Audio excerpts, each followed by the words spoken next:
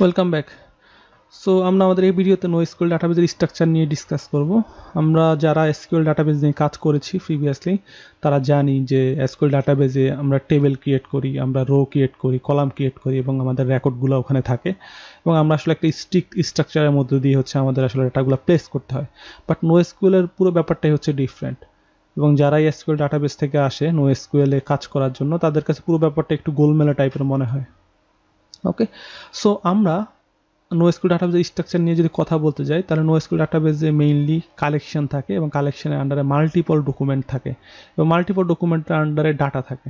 So আমি যদি আমাদের অ্যাপ্লিকেশনে আমরা যেহেতু নোটস নিয়ে কাজ করতেছি, সো আমরা যদি বলি যে নোটস, আমাদের পুরো অ্যাপ্লিকেশন অনেকগুলা নোটস থাকবে, মাল্টিপল নোটস থাকবে। সো আমরা মাল্টিপল নোটসের যে কম্বিনেশন সেটাকে আমরা কালেকশন বলতে পারি। সো সাপোজ আমাদের এখানে আমাদের কালেকশনের নাম হচ্ছে নোটস, যেখানে আসলে মাল্টিপল নোট থাকবে যেটার আন্ডারে।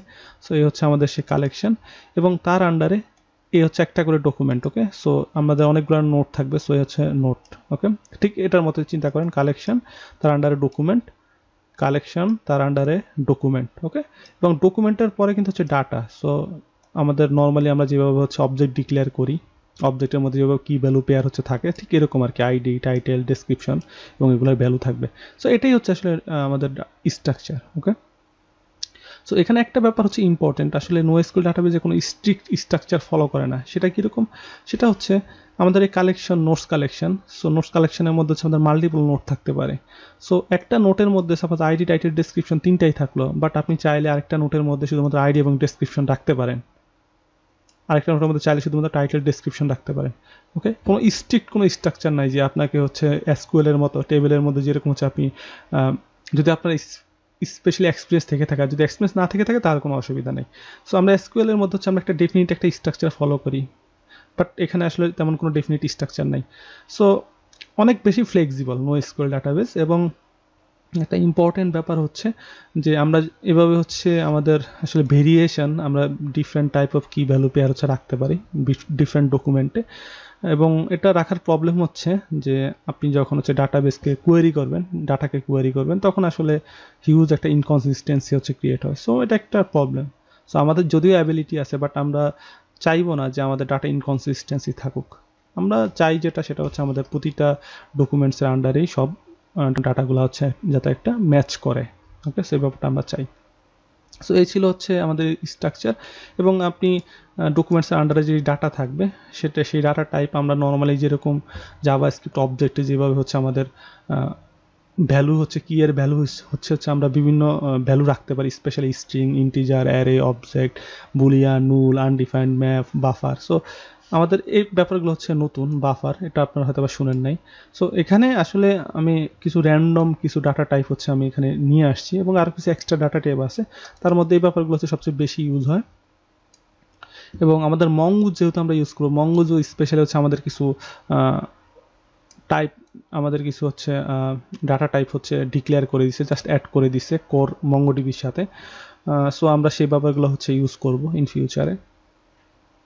সো আমরা যদি একটু আমাদের একটা পিকচার দেখি তাহলে আরেক বেশি ক্লিয়ার হয়ে যাবে যে স্ট্রাকচারটা। সেটা হচ্ছে আমাদের কালেকশন। আমাদের যদি এখানে যদি তাকাই, সে হচ্ছে একটা খাম, যেটা হচ্ছে বাইরের, একবারে বাইরের যে আবরণটা, বাইরের যে খামটা, সেটা হচ্ছে কালেকশন। কালেকশনের আন্ডারে হচ্ছে আমাদের ডকুমেন্ট, ডকুমেন্টের আন্ডারে হচ্ছে আমাদের দেখেন এই যে হচ্ছে ডাটা। ওকে, সো প্রতিটা পেজ হচ্ছে একটা ডকুমেন্ট, তার আন্ডারে হচ্ছে একটা ডাটা।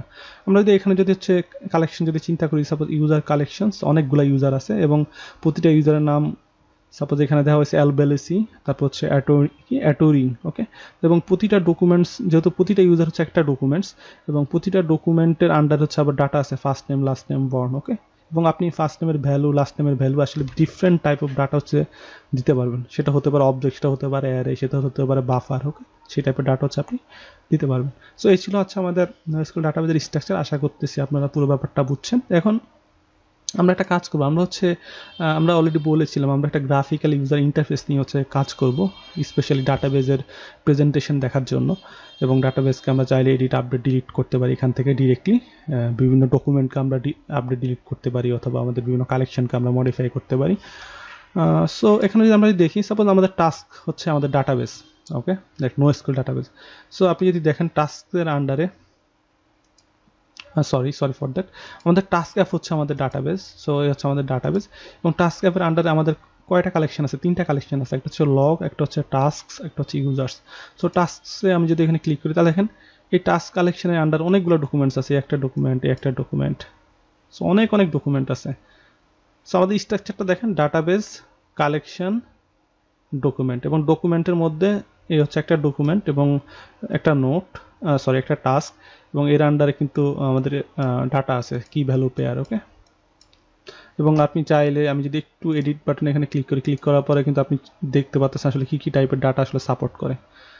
ওকে, খুব মানে আসলে খুব বেশি ভেরিয়েশন নেই, আমরা জাভাস্ক্রিপ্ট অবজেক্টে যেভাবে কাজ করি আপনি ঠিক ওভাবে চিন্তা করলে ওভাবেই হচ্ছে কাজ করতে পারবেন। তো এই ছিল হচ্ছে পুরো ব্যাপার। দেখা হচ্ছে নেক্সট ভিডিওতে। আসসালামু আলাইকুম।